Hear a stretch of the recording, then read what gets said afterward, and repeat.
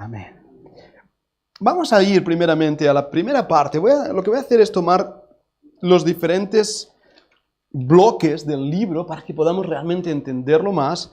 Realmente Judas es una epístola muy cortita, escrita por Judas, hermano de Santiago, por lo tanto hermano de Jesús. Tiene 4 secciones grandes y esas 4 secciones están divididas en algunos versículos.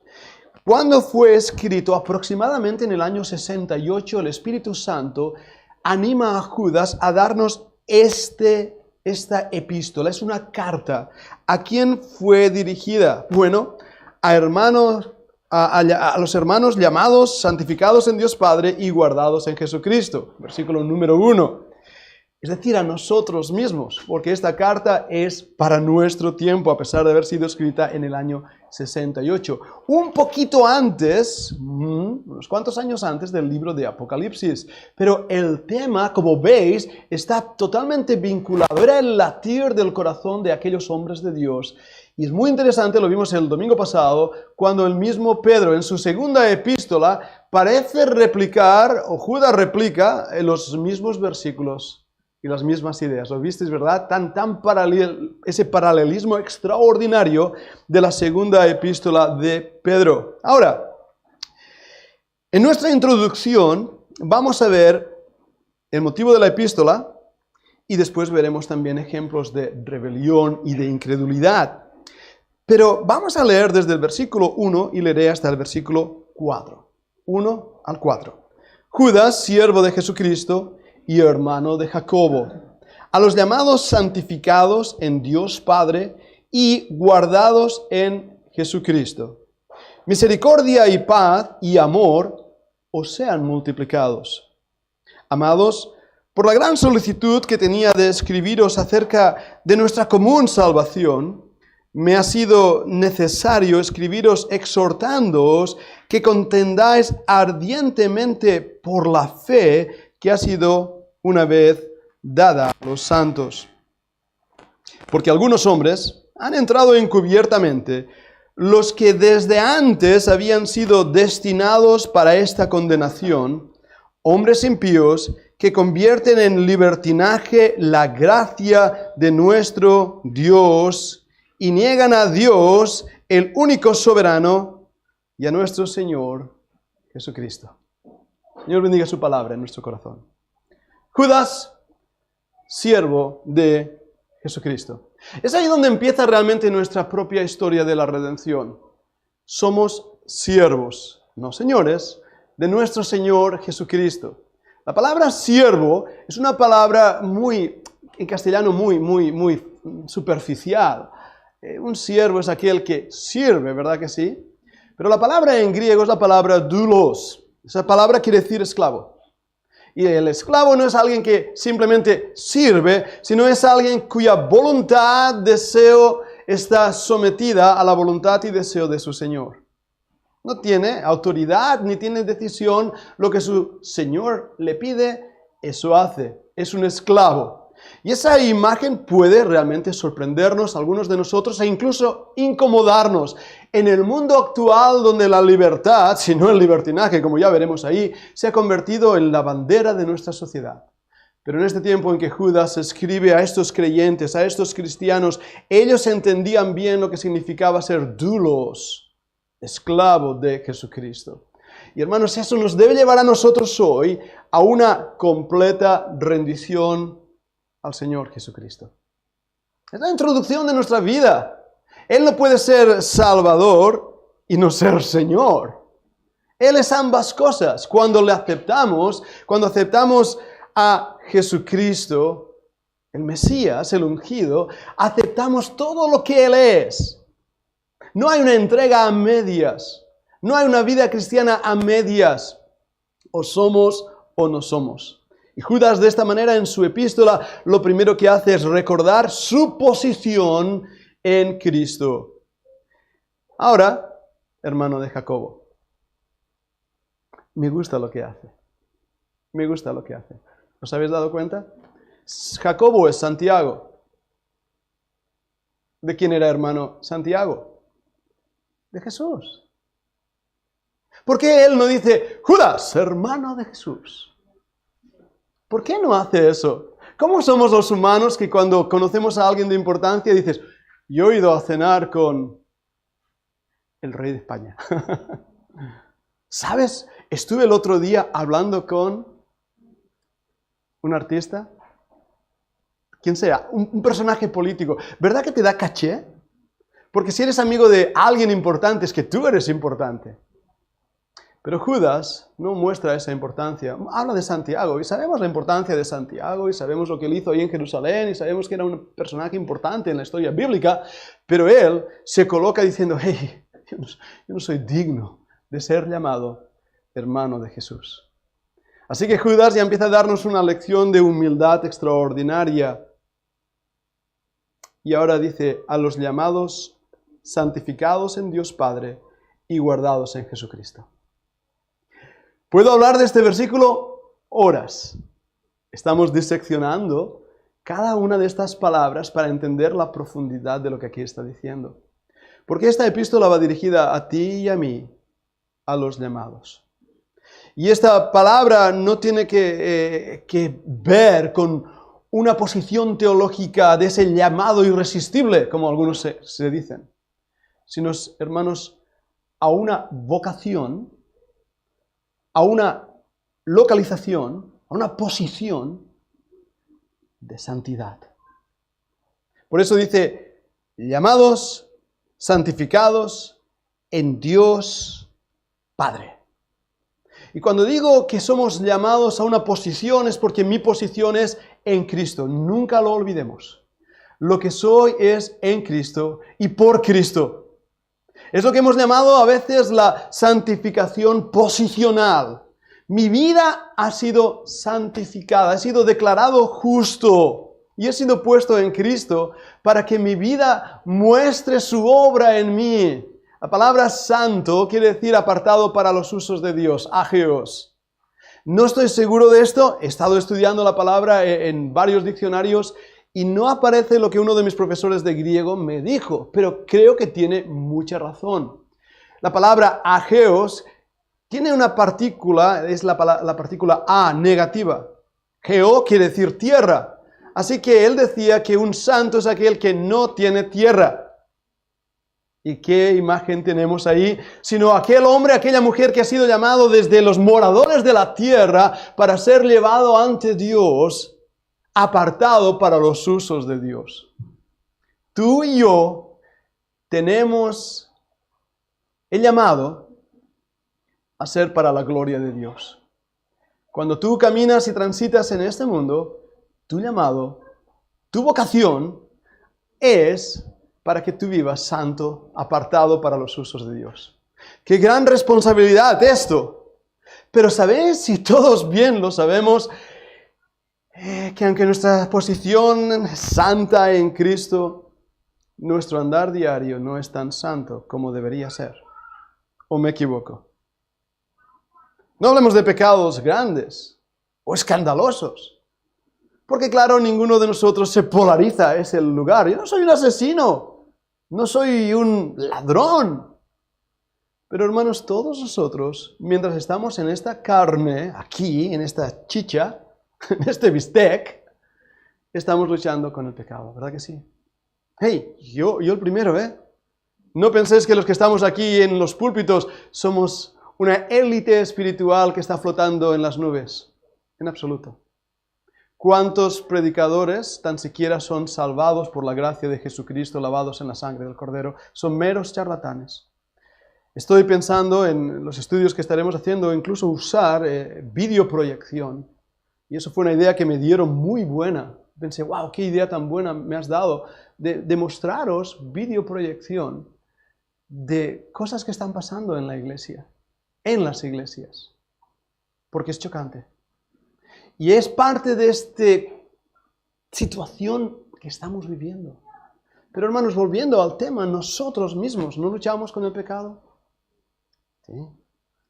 ¿No luchamos con la ira, la contienda, la frustración, cosas que turban nuestra paz? Los malos pensamientos, la crítica, el chisme, el chismorreo, y luego nos damos cuenta.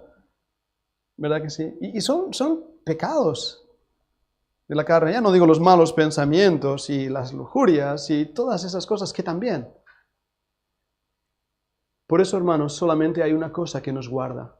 Lo vamos a seguir leyendo. Cuando dice, y guardados en Jesucristo. Lo único que me guarda es Cristo. Entendamos bien esto.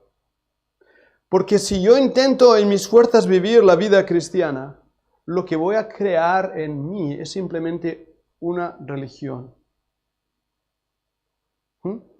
Una manera de hacer o no hacer, de decir o no decir, de aceptar o no aceptar.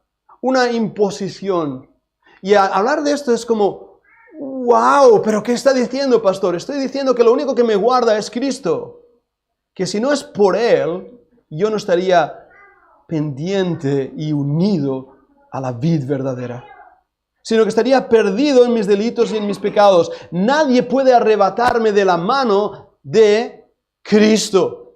Y nadie puede arrebatarme de la mano de su Padre. El mismo Señor Jesús lo dijo.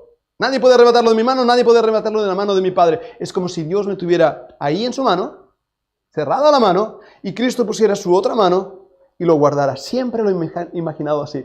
¿Quién puede arrebatarnos de ese lugar que ocupo en Cristo? ¿Os dais cuenta? ¿Quién puede abrir y apartar la mano de Cristo y abrir la mano de Dios para tomarme y echarme fuera?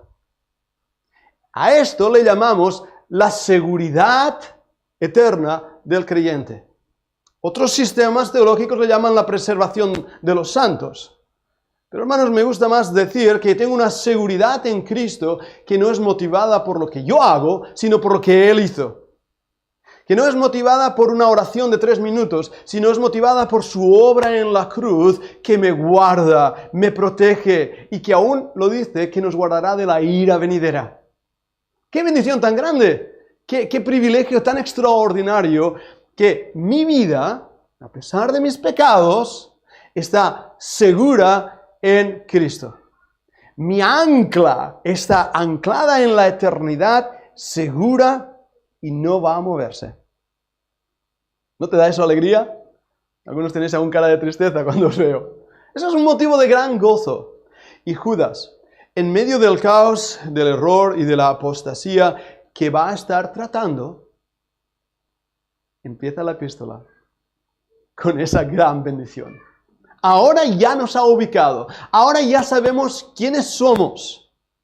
Pero recordando también las palabras del Señor, yo os envío como corderos en medio de lobos, nos va a decir Judas, hey, hijo de Dios, escucha, porque el tiempo en que te ha tocado vivir, a pesar de que seas guardado, es un tiempo peligroso. Pablo le dice a la iglesia de Tesalónica que en los postreros días vendrían tiempos peligrosos. La traducción se queda corta porque la palabra en griego es tiempos fieros, feroces. Y Judas nos va a dar una fotografía de ese tiempo. El versículo 2, misericordia y paz y amor os sean multiplicadas. Marcar ese versículo. Y Señor, permite que estas palabras sean en mi corazón una verdad. Misericordia, paz y amor. ¿A qué os recuerda esto? ¿No recuerda el fruto del Espíritu Santo? ¿Verdad que sí? ¿Cuántas veces he dicho que los judíos se saludaban con la palabra shalom? Paz. Paz. Porque su anhelo era de paz. Dadme paz, shalom. Los creyentes se saludaban con la palabra maranatha. Pero aquí Judas nos está dando una clave importante para tu vida y para mi vida. Y es este fruto que tanto necesitamos en los tiempos de apostasía que estamos viviendo. Misericordia, paz y amor. El amor de muchos se enfriará. La Biblia lo dice así. ¿Verdad que sí? Necesitamos amor. Paz. Paz. ¿Qué dijo el Señor Jesucristo? Mi paz os dejo, la paz os doy. No como el mundo la da, yo os la doy. Por lo tanto, para tener paz hay que estar en Cristo.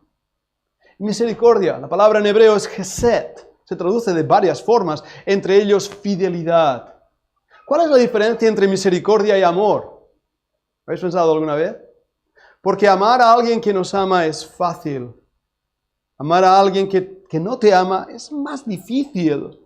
Pero amar a alguien que te odia es imposible. Y ahí viene la misericordia, porque la misericordia es dar lo que no mereces. Y no dar lo que mereces. Eso es misericordia. Y Dios no nos ha dado lo que merecíamos por nuestros hechos, enviarnos al infierno. No nos lo ha dado. Al contrario, nos ha dado lo que no merecíamos. La vida eterna, la comunión con Dios, una relación personal intensa con Él, el gozo de vivir aquí en nuestro peregrinaje, lo voy a decir en latín, luego lo traduzco, en hic hoc lagrimorum valley, que es Rojas, la Celestina, termina con esas palabras, en este valle de lágrimas.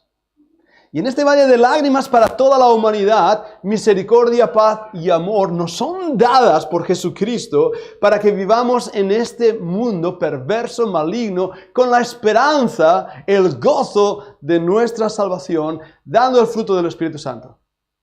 Y por sus frutos le conoceréis. Y si no hay este fruto, es lo que ahora va a estar hablando Judas, el fruto de los apóstatas. Los hechos de los apóstatas, pero va a compararlo con nosotros mismos. Ahora, versículo 3, Judas nos da, o les da a estos que recibieron la carta, algo que es muy interesante. Él tiene un deseo en su corazón, tiene un mensaje, quiere hablar de algo, y el Espíritu se lo prohíbe. No le deja. Mira lo que dice el versículo 3. Amados, por la gran solicitud que tenía de escribiros acerca de nuestra común salvación, me ha sido necesario escribiros y exhortaros a que contendáis ardientemente por la fe que ha sido una vez dada a los santos. ¿Qué ves en ese versículo? Judas está diciendo, hey, yo quería hablaros de la salvación.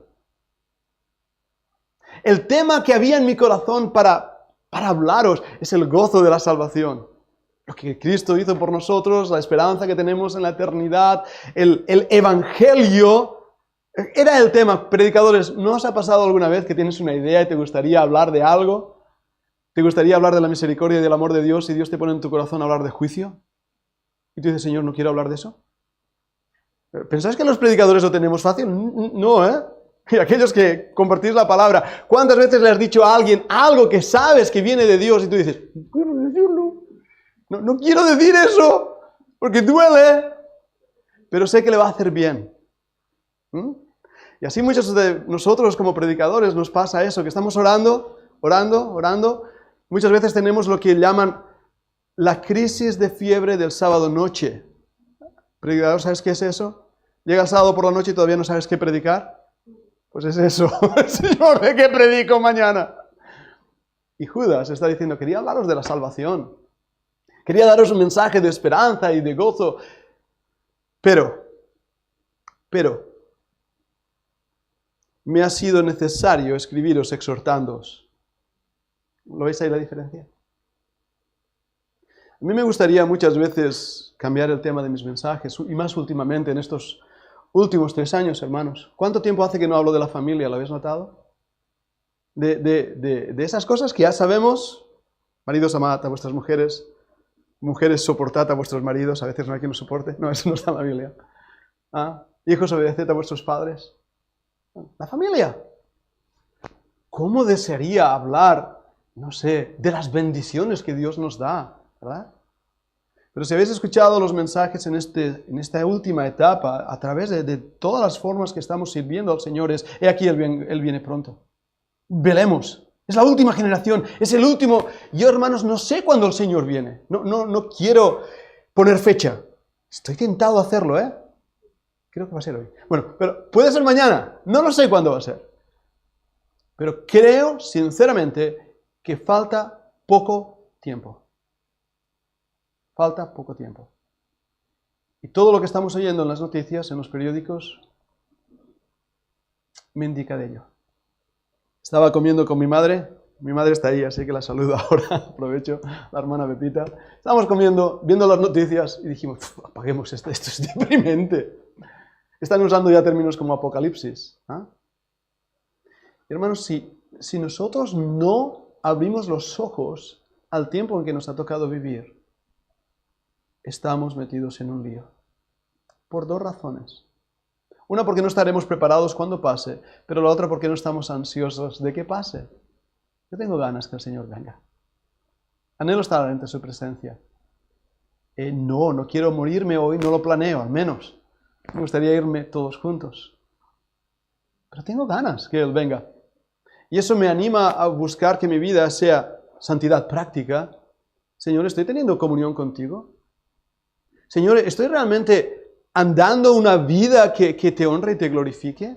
¿Estoy siendo transformado en el Espíritu? Y algunos de vosotros me habéis ministrado, me habéis dicho, Pedro o pastor, mira esto, mira aquello. Y dices, ay, es verdad, Padre. Señor, no sabía que había orgullo en mi corazón. Y me lo han dicho, perdóname por ello. Y lo trabajo. Señor, perdóname que no he cuidado bien a tus ovejitas. Señor, perdóname. Señor, ayúdame a ser transformado. Ayúdame a escuchar lo que la congregación dice. Quiero crecer y quiero ser de bendición para mis hermanos. No toda la crítica es buena, también os digo. Satanás es muy astuto en criticarte y desanimarte, ¿lo habéis notado? Y sobre todo nosotros mismos, y algunos de quienes me escucháis que habéis compartido conmigo, ¿cuántas veces nos flagelamos porque somos tan malos? ¿Verdad que sí? Hacemos las cosas tan mal. ¿Verdad que sí? No escuches la voz del diablo, él es el acusador de los hermanos. Recuerda que estás guardado y santificado en Cristo. Judas está interesantísimo en decirnos estas cosas. Pero él nos exhorta, escuchad estas palabras, a que contendamos por la fe dada una vez a los santos. Y ahí va a empezar el tema de la epístola como un fuego que va a iniciarse y va a avanzar poderosamente. Quiero que contendáis ardientemente por la fe que ha sido una vez dada a los santos. La palabra contender es una palabra interesante.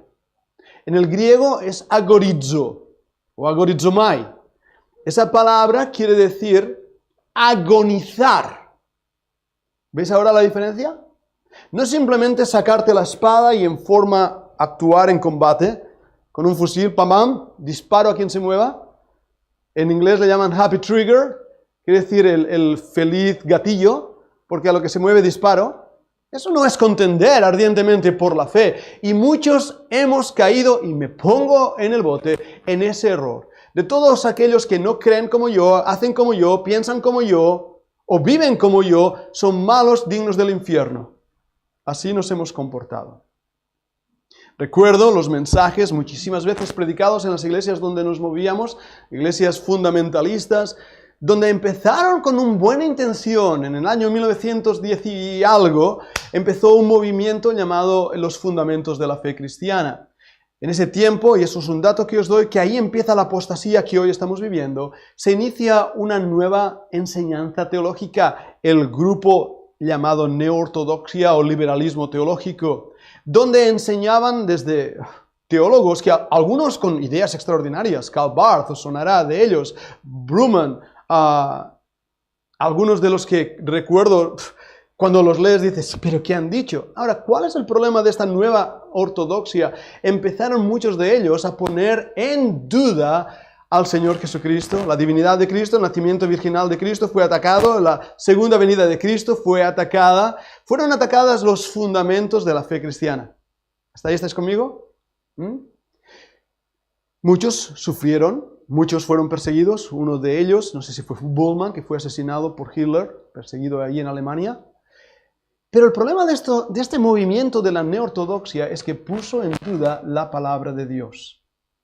En ese momento, varios predicadores de varias denominaciones empiezan un movimiento de defensa de los fundamentos de la fe cristiana. escriben una serie de libros, 5 volúmenes, que son repartidos gratuitamente a todos los pastores en Estados Unidos, por un millonario que imprimió esto. A ese grupo se le llama The Fundamentals, los fundamentos o fundamentales. Ahí inicia el movimiento. Hasta ahí bien, ¿verdad que sí? Ellos dicen, estamos contendiendo ardientemente por la fe. Estamos en un plan de ataque y defensa de los fundamentos de la fe. Pero hermanos, eso que se inició como una bendición de Dios, terminó siendo su propia destrucción. Alguien dijo, el fundamentalismo es el único ejército que mata a sus propios heridos. Y se perdió ahí el entendimiento de lo que es la verdadera vida cristiana para caer simplemente en un haz o deja de hacer. No vayas, ni pienses, ni toques, ni gustes, ni te muevas. Yo doy tantas gracias a Dios que nos liberó de todo eso. Y aunque los fundamentos de la fe continúan firmes, Salmo 11 dice, si los fundamentos se deshicieran, ¿qué puede hacer el justo? Pero la respuesta a esa pregunta que el salmista hace se encuentra en el Nuevo Testamento cuando dice, el fundamento de Dios está firme. El verdadero remanente bíblico sigue siendo guardado por Jesucristo. Yo creo que esta iglesia está en ese remanente. Yo creo que nos siguen ese grupito de hermanos y hermanas tan fieles que están ahí en las líneas que nos siguen. Forman parte de este grupo en muchísimos países. Que estamos buscando desesperadamente a alguien que su vida esté en Cristo. Disfrutando de Él. Y de verdad, hermanos, mi deseo, como pastor de la iglesia, como profesor en la Fundación Bíblica, es que todo lo que hacemos nos lleve a ese punto de agonizar por la fe. ¿Y qué quiere decir agorizo? ¿Contender? ¿Luchar? ¿Apedrear? No. Quiere decir tener tal pasión, tal entrega a esta fe que hemos recibido, que seamos capaces de morir o vivir por ella. Porque es más fácil morir por la fe que vivir por la fe. Y Dios nos está diciendo, hijo, quiero que agonices. Ahora, yo creo que no he visto a nadie agonizar. Sé de médicos que lo han hecho. No sé si Alexander has visto a alguien agonizar. Seguro que sí, ¿no? Respiración, cardiovascular, debilidad. Todas esas características físicas de una última respiración. Ahora, no voy a ponerme tan dramático, porque la palabra agorizo no se refiere solamente a morir en agonía. A ver, déjame ver. ¿Quién está enamorado? Veo algunos ojos que lo estáis. Y cuando estás así enamorado, ¿no llega un punto de agonizar? Lo exagero. Algunos os habéis asustado, Daniel se ha asustado. ¿No tenéis una pasión, un deseo, una entrega, un me muero si no estoy contigo? Alexander, míralos qué bonito. Es una foto. Cámara, enfoca a Alexander. ¿Ah? Eso es lo que está diciendo aquí el apóstol. La fe, hermanos, que nos ha sido dada debe ser una agonía de gozo para nosotros.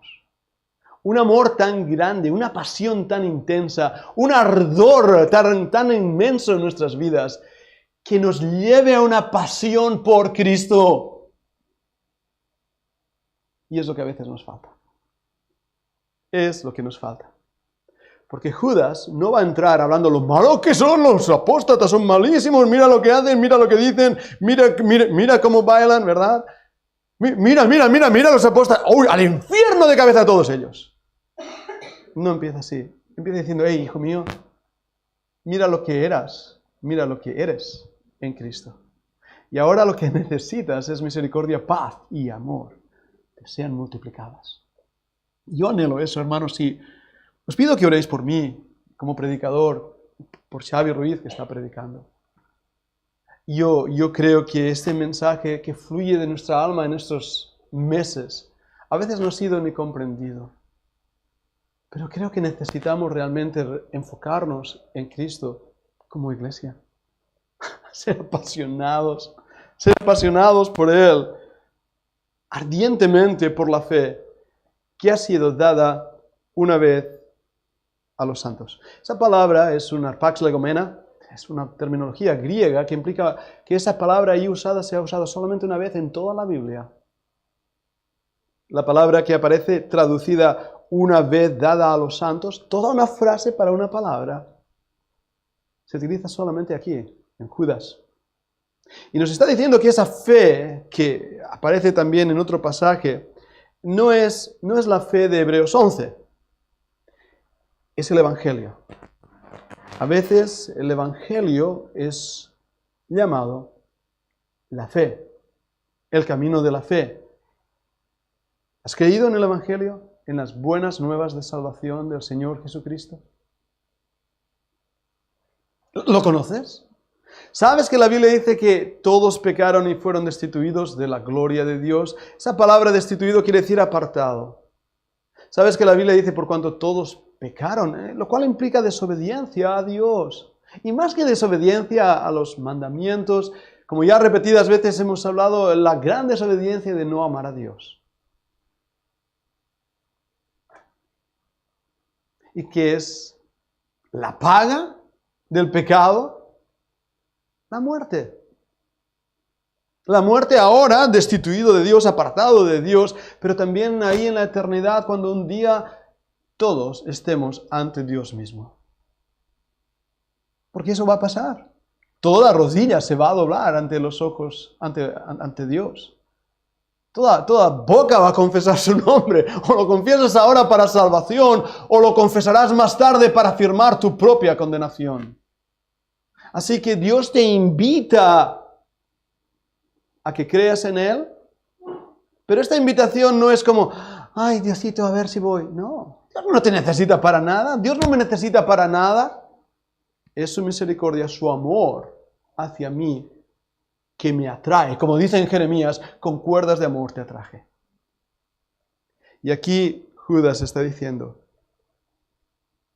necesitamos ardientemente, agonizar por ese evangelio. Ahora sí, el último versículo que voy a estar tratando ya en esta mañana, el versículo 4, porque algunos hombres han entrado encubiertamente, los que desde antes habían sido destinados para esta condenación, hombres impíos que convierten en libertinaje la gracia de nuestro Dios y niegan a Dios, el único soberano, y a nuestro Señor Jesucristo. Ahora, entendamos bien este versículo. Algunos hombres han entrado encubiertamente, lobos vestidos de ovejas. Lobos rapaces disfrazados de hombres piadosos. Satanás no está interesado en la calle, en el pobre rebelde borracho o en la mujer que está en una esquina. Ese no es su interés. El mayor interés de Satanás es este lugar llamado púlpito, desde donde la palabra de Dios tiene que ser predicada y expuesta. Porque cuando Satanás consigue esos lugares, entonces envía a cientos al infierno. Porque la mentira toma el lugar de la verdad. Y el error absorbe lo que es de verdad. Y lleva a muchos al infierno. Y aquí leemos una palabra que debemos bien desarrollar los que desde antes habían sido destinados para esta condenación. ¿Lo habéis leído? Ahora, yo siento, y voy a ir con muchísimo cuidado, yo colaboro con la Sociedad Bíblica Trinitaria en la corrección y revisión a la Reina Valera, la antigua versión. La nueva versión y cualquier traducción de las Escrituras, no importa el año en que fue traducida, es una traducción. Voy a ir con cuidado porque no quiero sacar confianza en el texto que tenemos, pero debo hacerlo. La traducción, hermanos, es complicadísima. Hay términos en hebreo que pueden ser traducidos hasta en 40 formas diferentes. ¿Cuál de ellas escoges? La que más se acerca a tu propia opinión al respecto de tu posición teológica. ¿Sí? ¿Por qué digo esto? Porque cuando los de cierta persuasión teológica dicen hombres impíos que desde habían sido destinados, los que desde antes habían sido destinados para esta condenación. ¿No veis ahí esas palabras? Ahí defienden lo que se llama la doble predestinación. ¿Qué es la doble predestinación? Que desde antes de la fundación del mundo, Dios dijo, mira, tú al cielo y tú al infierno. ¿En base a qué? A su soberanía.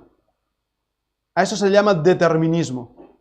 Sé que esto es denso, pero es lo que enseñan.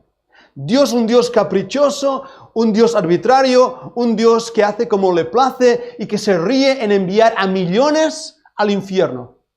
Que Él soberanamente, porque debemos decir, permite el nacimiento de millones de personas y que Él que permite ese nacimiento de millones de personas, lo permite simplemente para luego enviarlos al infierno. Y Él se ríe de esto y lo disfruta. Y por eso ahí toman ese versículo y dicen, ¿lo ves? Ahí está diciendo que ya estaban destinados, doble destinación, doble predestinación, para ser enviados al infierno. Pero hermanos, Reina y Valera, mis queridos hermanos en el Señor, mis queridos hermanos en Cristo, que nos dieron la Biblia al castellano, que sufrieron en las traducciones, venían de una persuasión teológica claramente definida desde Ginebra. Y por eso tradujeron la forma que tradujeron en muchos versículos para apoyar su posición teológica. Porque la palabra griega ahí no es destinados, sino prescritos. Se había escrito de ellos de esta manera. Ahí cambia. Porque Dios sabía, y desde antes de la fundación del mundo, ya había explicado, desarrollado, escrito cómo iban a comportarse estas personas. ¿Ves la diferencia? No está diciendo, voy a traducirlo de esta manera, los que desde antes habían sido descritos para esta condenación. Descritos, escribir, desarrollar cómo iban a ser. Y ahora lo dice, hombres impíos que convierten en libertinaje la gracia de nuestro Dios. Así habían sido descritos estos hombres. Y ahora los vemos en acción cuando ya Dios nos había advertido, nos había dicho, los había descrito cómo iban a comportarse. Esto es importante que lo entendamos. Niegan a Dios, el único soberano. Y recordad que Dios es soberano. Yo no estoy poniendo en tela de juicio la soberanía de Dios. Lo que estoy diciendo es que Dios no es un déspota. Es muy diferente. Es un Dios de amor, de misericordia y de paz. Y por eso que en nuestras vidas deben ser estas cosas multiplicadas. Y Judas, en este tiempo que estamos viviendo, nos entrega una epístola a la iglesia del Señor Jesucristo para que vivamos para su gloria. Quiera Dios bendecir su palabra en nuestros corazones en el día de hoy.